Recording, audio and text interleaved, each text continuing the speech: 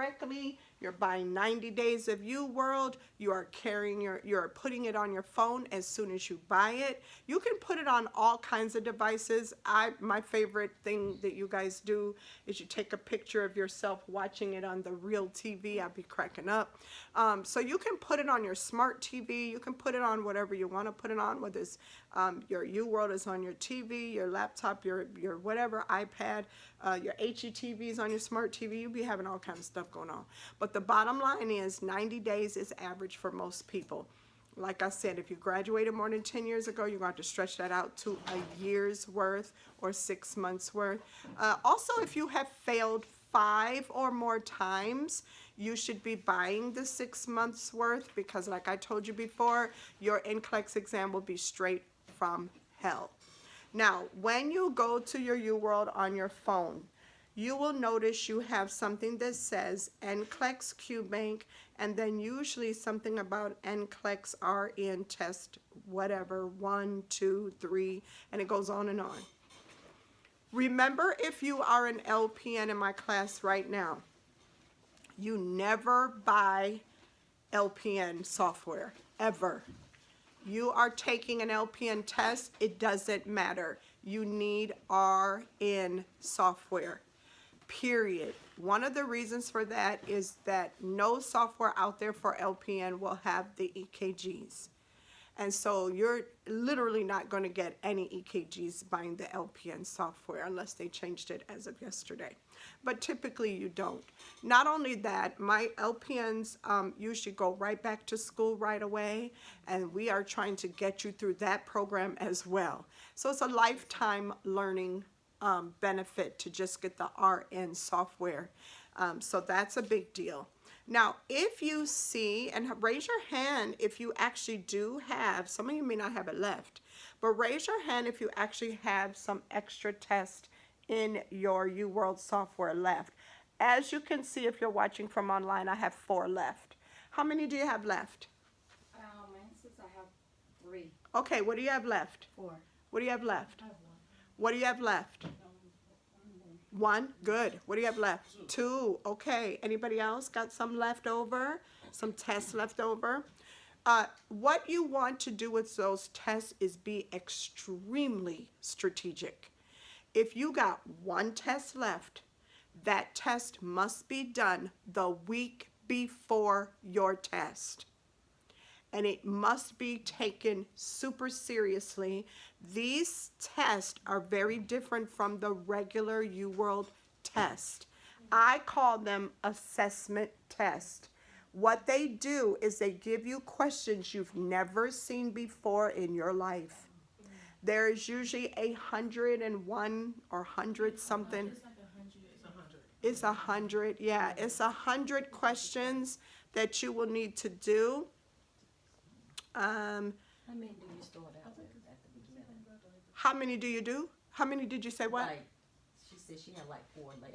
Yeah, I'm going to go into all of those. But How many do you start out with? Oh, I'm going to talk about that. Yep, so don't worry. But yes, so these practice assessment tests, they're done a week. If you only have 1, they're done a week before you test, and you are to take that fucking score seriously.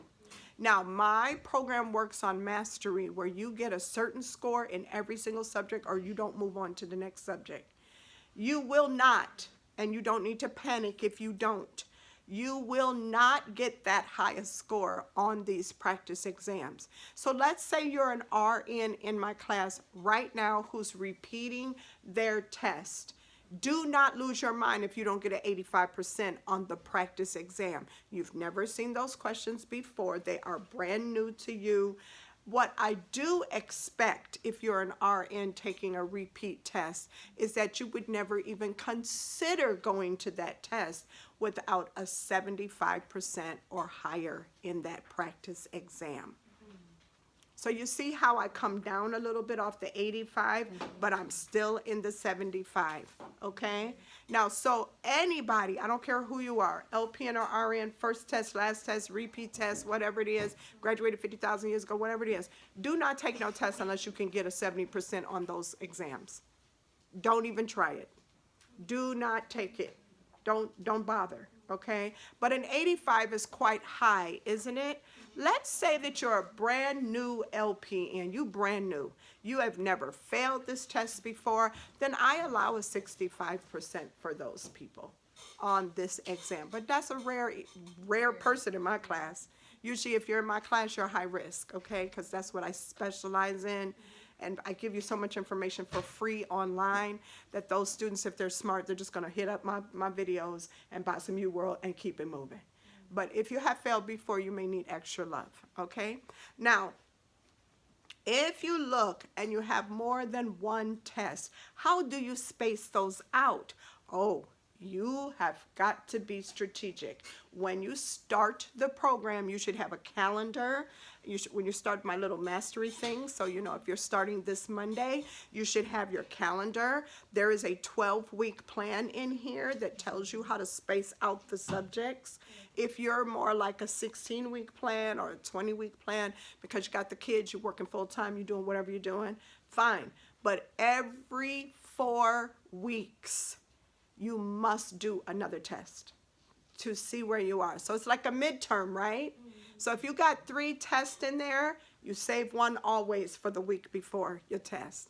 If you know it's gonna be a while, then don't do a test right away, right?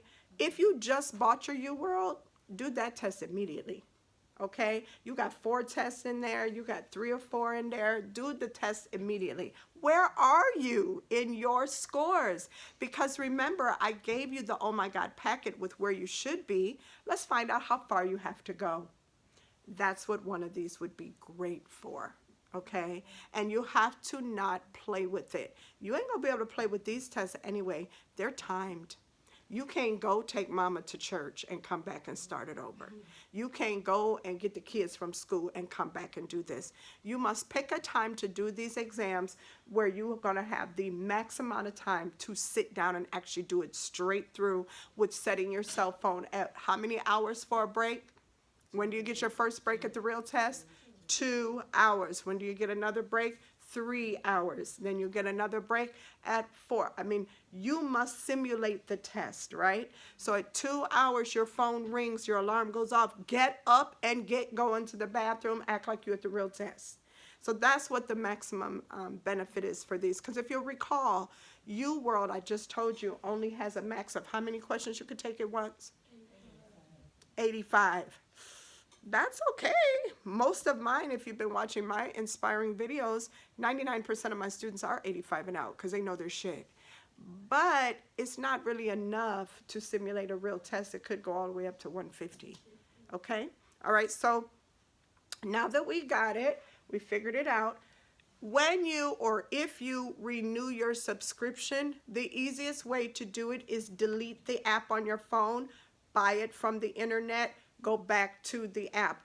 I have seen it when you buy it through the app, you get charged more. And I'm talking about a lot more. Yeah, it's kind of cray-cray. So go to the internet and do it all over again, and then go ahead and put it back on your phone, okay? Understand that once your subscription lapses, all that information that you had about your test, every test you took is gone. Okay? But for me, because I got the 3 months, Uh-huh. and then Pull it up on your phone. Put that down. Close that up. We do phones only in here. when I got the 3 months, Uh-huh. it was gonna expire. Okay. So, but it sent me a screen. Good. It told me if I wanted the whole year, it was $199. Okay, so you had a sale. Yeah. They have been doing some sales because I guess they're feeling the competition, right? So people are buying the boot camp, they're buying the Archer, they're buying whatever because it's cheaper and students have no money. Reality is those softwares suck. And so you get what you pay for, essentially. So when they send you a sale, jump on it. And that was a huge sale. Okay, now let's go into the software. Let's go ahead and choose the QBank, go to the 3 lines.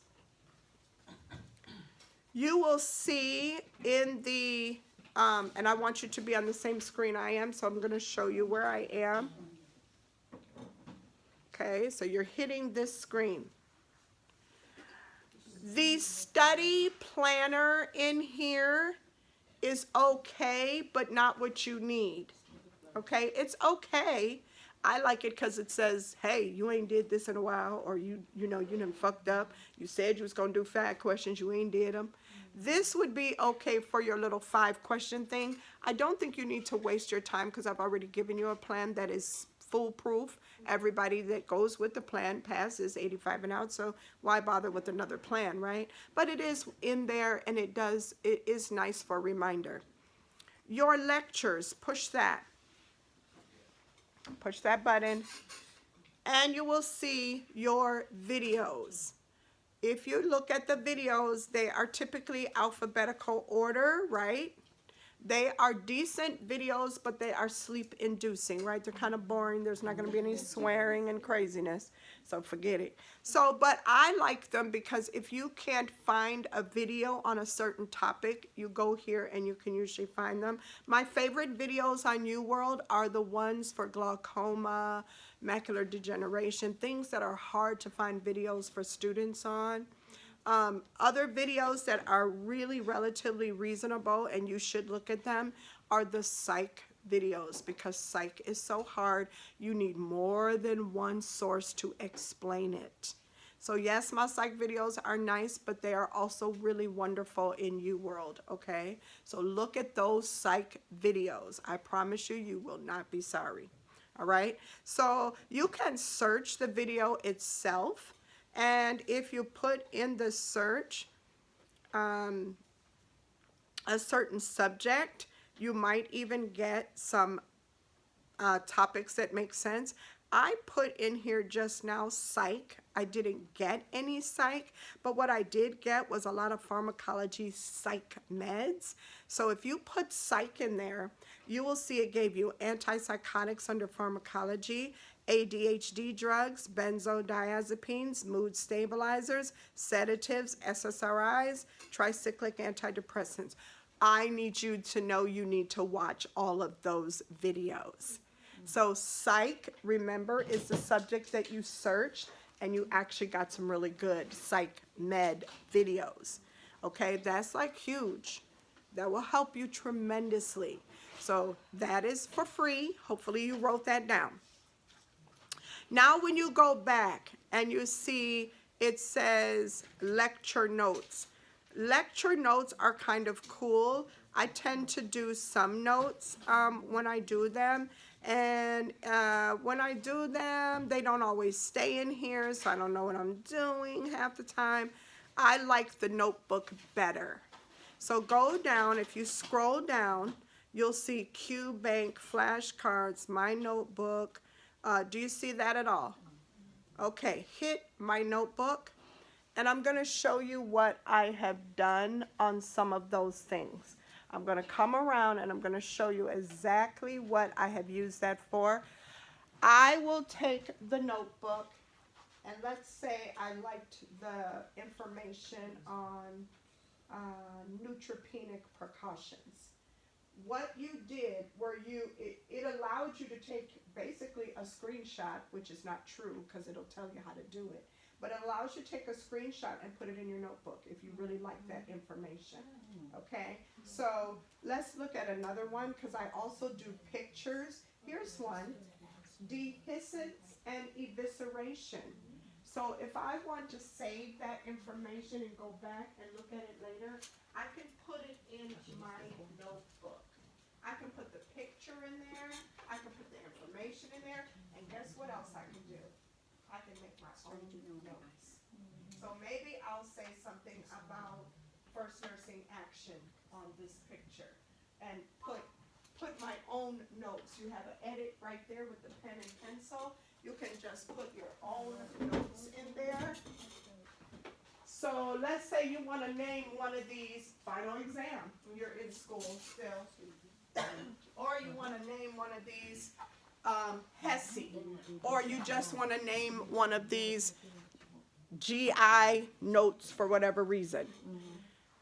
I will show you one where I took the notes myself and added stuff. Let's see. Oh, the walkers is a really good one. Here's another good one that I used. I labeled it with the title, but then I put the pictures of the walkers and how to use them, because I know students don't know that. Okay, so that any kind of picture where you're like, oh my God, this is like seriously important. It tells you how to do it. I'm kind of dumb, so I really needed to study that. Here's another good one on infiltration. So it shows you the IV, right? Okay, so all of that kind of stuff is in here, and you can write on it as well. I don't like any of the other stuff in here just because it's too much. It's just bothering me. It's too much. You might do well. Share your progress is stupid. Help and support. Let me say this. If your Uworld is acting crazy and not acting right, doing something stupid, I will say this about them. You can email them and they get right back to you. Kind of scary. I had somebody bought LPN by mistake. She told them and they gave her to RN. I was like, wow, okay, you didn't just get screwed out of your money. What's that, huh? I did that too. And they let you do it? They let you switch it up to RN? See, I'm telling you, that was kind of nice. Okay, so you got it. Now, with the Uworld, let's make a test. Let's make a test as if you leave me today and you're going to go home and you're going to make a test. How should you make it? You go to the Q Bank, you create the test. When you create the test and you're at home, you're going to take the first one, and what is the first category? What is the first category when you're trying to create a test? What is the title of the first category? I heard you. Say it loud, please, for these people. Test mode. Does everybody see test mode? Okay, you got to follow me now because I'm going to go fast. It say test mode. You should be on tutor only, not timed, at your house. Tutor is going to allow you to see the answer right away. If you were in my class and we were doing an actual exam every single day you come to class, we do one that morning, we're always on time because we ain't got time for you to be looking at the answers. We just want to get through it so we can get the day going. So that's when timed is beneficial. If you're in a hurry, do timed. If you're at work, do timed. If you're in the Popeye's chicken line, do time, because you know you're going to be there a while. But still, do time. If you're in the pediatrician office, do time. Okay? The next one is what category, everyone? Question type. Question type. You need to always do both at home. If you're at work, take it off of Next Gen, because doing 5 may not be possible at work, because the Next Gen is 6 questions. You see how that works? That's why 5 to 10 is reasonable. But you at home, you're going to do 5. You can put it on both of these, Next Gen and traditional. If you're not at home, take it off. Okay? In class, we take it off. We need you to hurry up. Question mode. For question mode, which is the next category, this is going to sound weird, but you need to hit everything that you can. So tap it all. You'll see I have 4 of them checked. Tap them all. Unless you are doing your mastery.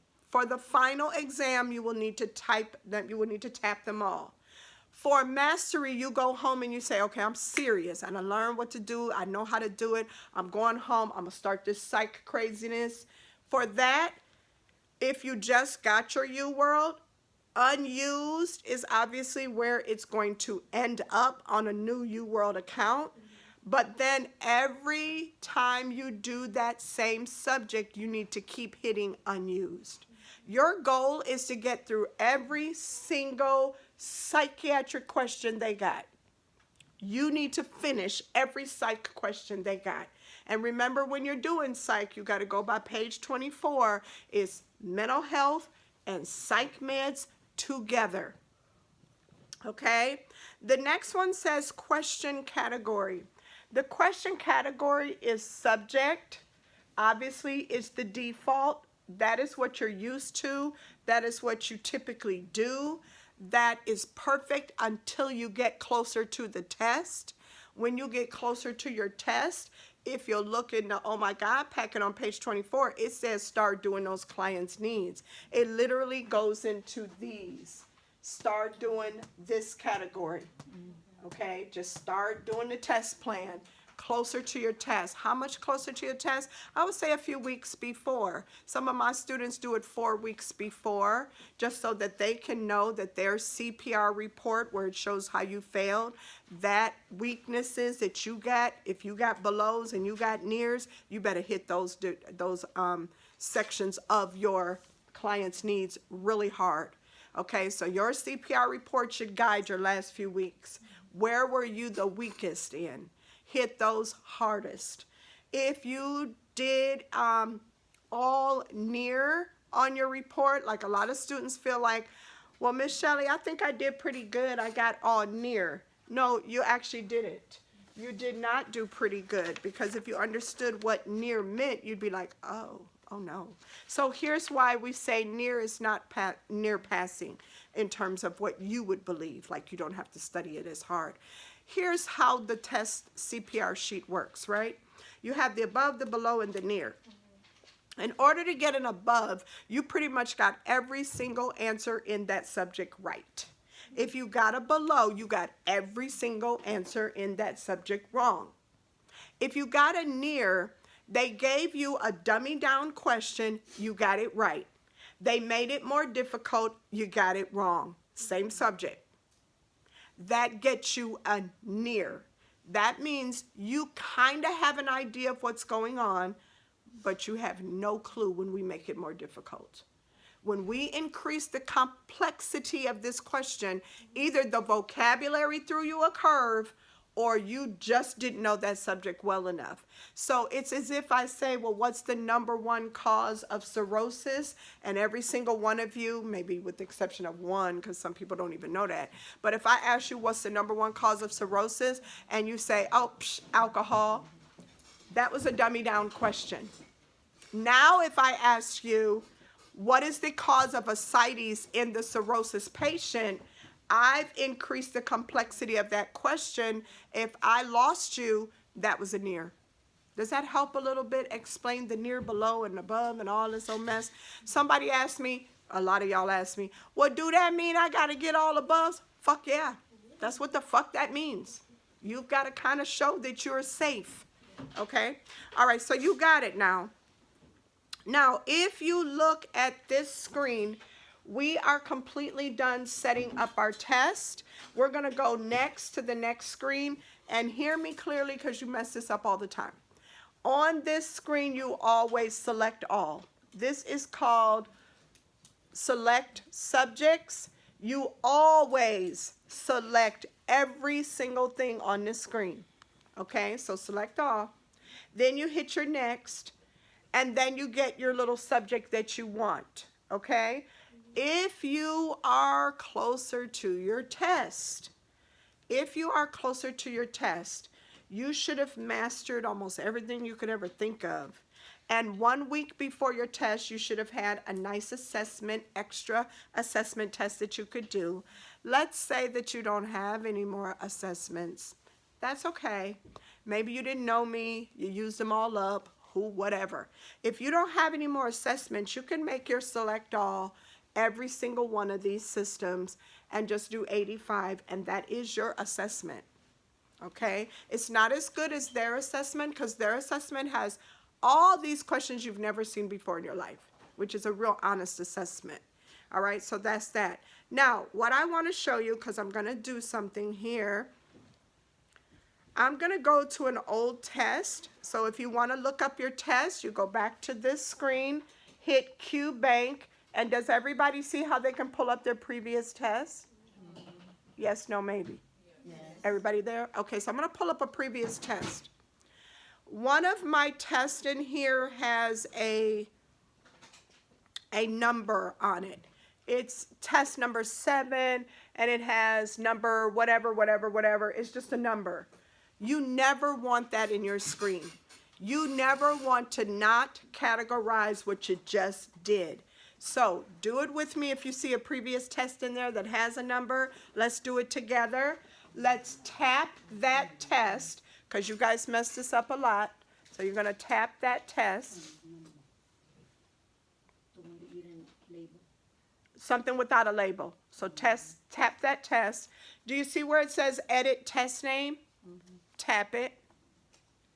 And then it allows you to name that test. So when you're doing mastery, you should be naming that test psych. And then hit OK. And so now you know how long it took you to master psych. Now you know what your scores were like in psych. Then you go to the next subject, and you know that the next subject in my program is renal. You can put in your thing, because remember, before you can move to renal, you have to do a final exam with 85 questions to show you really know it. You put psych final in that one. Okay, that's how you do that, psych final. Now your next test is renal. Label it renal. Whatever the label is on page 24, that's what you label it as, right? You don't have to say renal and reproductive. You can just say renal. The next one, respiratory. The next one, cancer, whatever. Name your exams. When you name them, you actually are engaged in following how your subjects went and how long it took you to major in them. Because you may notice, wow, I really know my renal. Psh, I didn't have to do but about 7 or 8 tests in renal and I was good. Or, wow, it took me 2 months to get out of psych. I better go back to that for sure. Okay, you see what I'm saying? Now, when you look at performance, it has a couple of reports. It has overall,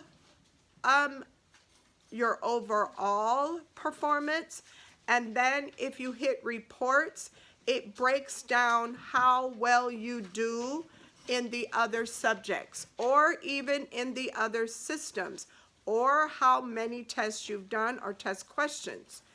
Let's say that you are looking at this and you look at your reports and you notice, wow, I hardly did no questions in, let me pick one that I haven't done any questions in. Wow, you haven't done hardly anything in endocrine. How you about to take a test? You're not. If you look at this and you look at your reports, because if you do it with me and you actually go to QBank and you scroll down to performance and you hit that, and then you hit your reports, you will see which one of these you ain't did shit in, what subject you suck in because you haven't done it, okay?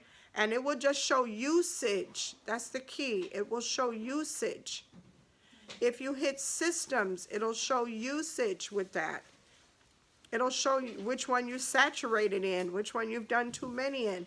If you hit clients' needs, and you really need to hit clients' needs, because look at this. It's going to go each one of these and show how many questions you've done in them. And maybe you say, oh, shoot, let me go to clients' needs and do that whole category. So which clients' needs should you do all the questions in? For sure. Which one? Which two, I should say? Basic care and comfort, you should know like your name. And what's the other one? Reduction of risk. Why? Highest failure areas on Nclex. I have interviewed millions of students. I have talked to you on the phone from Canada, from the UK, from Africa. Oh my God, all over this world. And it doesn't matter what place in this United States or international community you're from, those are the two you fail the most. It's kind of interesting that it doesn't matter where you're from. And it tells me that the schools aren't teaching it because you know nothing about them. Okay, so again, basic care and comfort, reduction of risk. Those are your focus areas before you test, okay? All right, now, so that is a little walk around the whole Nclex RN Uworld. Now, I don't care what kind of software it is. When they say, oh, you did really good, you got a great chance of passing. Raise your hand if your software told you that before you took your test. Okay, I see lots of hands. Here's what they tell you. They use 60%, 65%. They use those scores to tell you, yep, you're ready. Here's what I tell you. Let's be a common sense approach type of person. Let's go back to grade school, junior high, and high school. Let's remember that if Johnny got 100% on his test, he got an A+. Are you still with me? If you got a 90%, if Johnny got a 90% on his final, then that would be a B+. Are you still with me? When you take Johnny on down into the 80%, he got a C+. You remember, because it's been a painful memory for some of y'all because you failed a nursing class, that if you get a 70%, that's a fucking D. So how is the software telling you you're doing real good with a 60? Why would they do that? That has been really messing up the precious babies. You guys are taking tests when the software said to do it, and you're nowhere near ready, because anything below that is technically failing. And the only reason I allow my LPNs to dip a little bit in 65 to 70 is because I know you purchased the RN software, and that is a higher level. So I'm allowing for the fact that you are at a higher level anyway, and if you got that good a score, you're ready. Does that help a little bit? Identify what you should be really looking at? Here's what we know for sure, guys.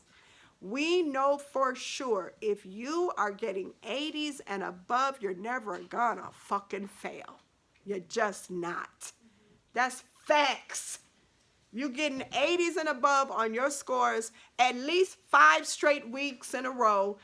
Goodbye, RN. Goodbye, LPN. See ya on your testimony, because you damn sure gonna pass.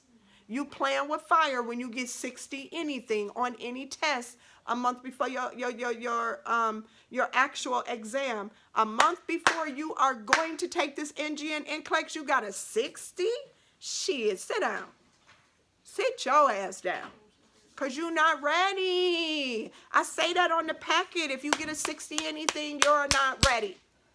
Okay? So I want you to be successful. Man, I'm excited about it. I want you to pass. Okay? All right. Any questions about the Uworld? When you're doing your 5 to 25 questions. Yeah. Okay, if you're doing, just say you're doing it on bipolar of the site, but Yeah. you don't get a question on bipolar. Right. What do you do with, is that the part you write the rationales and put it in your notebook? It's a great question, because yes, you are right. So here's what it is. If you're doing my program the way it should be done, you pulled up a psych video, number one, and number one psych video is personality disorders or some orientation to psych or some shit. You pulled that up, you done sat up here and did 5 to 25 questions like I told you to in psych immediately after. You ain't get one damn personality disorder fucking question. You got an attitude problem, because like, what the fuck was that about? Don't do anything. Go to 5 more questions to see if you get a personality disorder question. The ones you already took, the 5 questions you took, use those on your packet that you have and to put it on the actual condition that they did address. Okay. So if you, let's say that you did 5 questions and one was on depression. Mm-hmm. Perfect. You got 2 handouts in that white packet to put notes on that page. You did not get personality disorder, but it's okay. Now, you're not done when you watch the personality disorder, because like I told you in psych, Uworld has some good psych videos. Pull up those same videos pull up because I know for a fact they have this, pull up borderline personality disorder on Uworld and watch that. 5 more questions. You will get more questions on depression, schizophrenia, eating disorders, those sorts of things. You may only get 1 or 2 on the personality disorders. It's a subject that I don't see a lot of software address all the time. But whatever you got, use it. Let's say that you are in respiratory and you just saw a video on pulmonary embolism, and you didn't get nothing in the last 2 days you've been doing respiratory on pulmonary embolism. Don't worry, it's coming. They're in there. They're going to be in there, but you just didn't get it. Just take notes on what you got. Now, if you don't have the packets, no fear. What you should understand, big time, is that my broke ass, when I was at Ursuline selling food stamps for books, now that the statute of limitations are over and they can't arrest me, I can tell you that. Okay, so, yes, God, I sold so many stamps to get my books. My books are so expensive. Back then, they were $100, you know, it was per book. So, these are near and dear to my heart because these got me all the way through Ursuline. But you're going to need about 5 of these because this is 5-subject notebook. And each of these dividers is a new subject, and that's where I put the notes when I ain't got no handouts. Okay. And it works. It works well. So the rationales, where are you writing this one? Or Your those. world. Okay. Yeah, because if you have those, it's super easy. Because number one, when you have those, you can just highlight it because I already put it on there. Okay. Or if you don't have those, I swear this is just as good. I know it's a pain in your ass, but it is just as good, especially if you use pretty colors. Yeah. Use your little colored pens. Okay, so somebody's going to win all this shit anyway, so there you go. Now, even if you have the packets, you still need the notebook because there are just certain subjects not covered by the packet. One of them is reproductive health. There is no packet for that. You're never going to find a packet for that. And so reproductive health is going to be all notes that you took. And it's notes you need to know. Okay? Any other questions? It's really good. Okay, baby, so that's that.